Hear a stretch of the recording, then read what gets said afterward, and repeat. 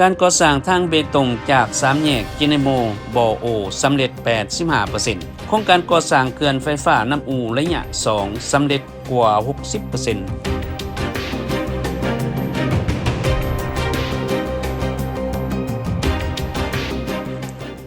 สบายดีท่านผู้ชมโครงการก่อสร้างทางเบตงเสริมเหล็กจาก3แยกจิเนโมไปหาบอโอ3แยกท่าแขกทรายฟองเมืองหาดทรายฟองนครหลวงเวียงจันทน์ซึ่งมีความยาว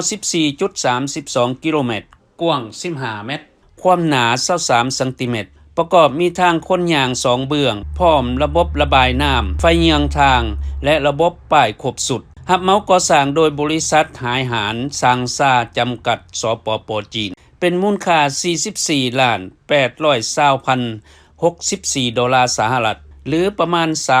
3,948 ตื้อกีบตอน10กิโลเมตรสุดท้ายผู้รับเหมาได้เริ่มก่อสร้างแต่เดือนมิถุนาปี 2019 เป็นต้นม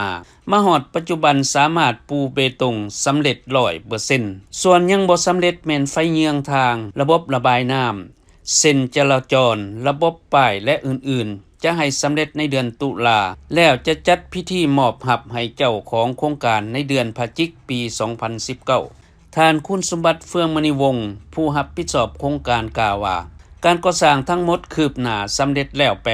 85% ได้สร้างความสะดวกให้แก่ประชาชนผู้ที่สัญจรไปมาหลายยิ่งขึ้น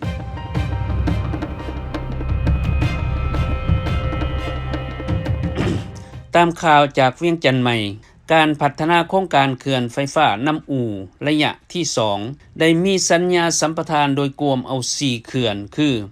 น้ำอู1น้ำอู3น้ำอู4และน้ำอู7ที่เซ็นสัญญาวันที่31สิงหาปี 2015ระหว่างรัฐบาลลาวกับบริษัทไฟฟ้าน้ำอูจำกัดโดยกำลังติดตั้งทั้งหมด4เขื่อน732เมกะวัตต์สามารถผลิตพลังงานไฟฟ้าได้เฉลี่ย 2,874 กิกะวัตต์ต่อปีมูลค่าการก่อสร้างโครงการ 1,712 ล้านดอลลาร์สหรัฐหรือประมาณ 15,080 ตื้อกีบมีอายุสัมปทาน29ปีนับจากมือขายไฟฟ้าอย่างเป็นทางการในราคาไฟฟ้าเฉลี่ยตลอดอายุสัมปทาน 6.65 เซนต์ต่อกิโลวัตต์โมงจะขายไฟฟ้าในปี2020โครงการก่อสร้างเขื่อนไฟฟ้าน้ำอู1น้ำอู3น้ำอู4และน้ำอู7ได้เริ่มลงมือก่อสร้างในเดือนเมษายนปี 2016มาฮอดปัจจุบันมีความคืบหน้าโดยรวมคือเขื่อนไฟฟ้าน้ำอู1สำเร็จหน้าเวียก 71.7% น้ำอู3สำเร็จ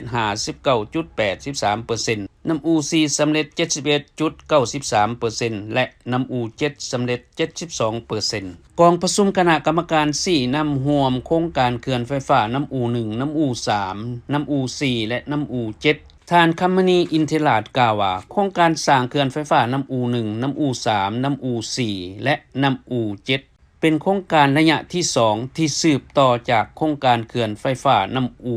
2น้ำอู5และน้ำอู6ที่ได้ก่อสร้างสำเร็จและได้ดำเนินการผลิตไฟฟ้ามาแล้วแต่ปี 2016